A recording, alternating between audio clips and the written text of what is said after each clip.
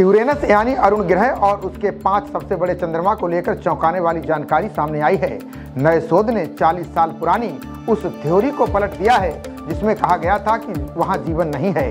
अब पता चला है कि धरती के बाद यहां जीवन की पूरी संभावनाएं हैं। यहां समुद्र है जिसके भीतर मछलियां तैर रही हैं। यूरेनस यानी अरुण ग्रह और उसके 5 सबसे बड़े चंद्रमा यानी उपग्रह सुनसान और निर्जीव दुनिया नहीं है, जैसा कि वैज्ञानिक 40 साल से ये सोचते आ रहे थे।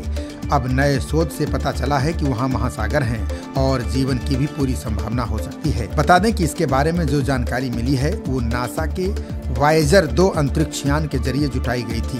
ये लगभग 40 साल पहले इस ग्रह से होकर गुजरा था।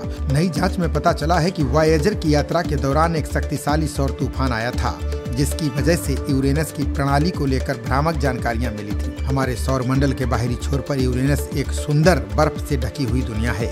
ये सभी ग्रहों में सबसे ठंडा ग्रह है। ये भी कहा जाता है कि बाकी सभी ग्रहों की तुलना में अपनी ओर इतना झुका हुआ है जैसे इसे गिरा दिया गया हो। ये खासियत इस ग्रह को सबसे अजीब बनाती है। बता दें कि 1986 में इस ग्रह की बेहद करीब से तस्वीर ली गई थी। ये इकलौता स्पेसक्राफ्ट है जो यूरेनस और नेपच्यून पर लगा है। इसे 1977 में लॉन्च किया गया था। तब वैज्ञानिकों ने वहां से उस ग्रह और उसके 5 अहम चंद्रमाओं की तस्वीरें भी भेजी थी। बता दें कि ग्रह वर्तमान में पृथ्वी से 20 बिलियन किलोमीटर से अधिक दूरी पर है। नई जांच ने दशकों पुराने इस रहस्य को सुलझा दिया है। इसमें पता चला कि जब वायेजर 2 ने उड़ान भरी थी तो वो उड़ान भरने के लिए सही दिन नहीं था। जब वायेजर 2 ने उड़ान भरी थी तब सूरज बेहद तेज था।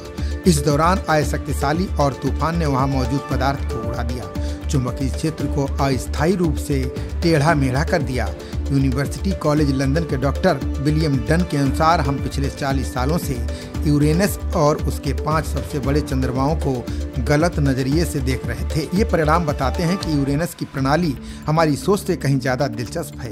वहाँ ऐसे चंद्रमा हैं जिनमें जीवन के लिए जरूरी परिस्थितियां मौजूद हैं। उनकी सतह के नीचे ऐसे महासागर हैं जिनमें मछलियां भरी हो सकती हैं। लिंडा वायेजर मिशन परियोजना के वैज्ञानिक लिंडा स्प्लिकर ने नए नतीजों के बारे में अपनी खुशी जताई है। ये अध्ययन जर्नल नेचर एस्ट्रोनॉमी में प्रकाशित किया गया है। उन्होंने कहा कि परिणाम आकर्षक हैं। मैं यूरेनस प्रणाली में जीवन की संभावनाओं को देखने के लिए बेहद उत्सुक हूँ।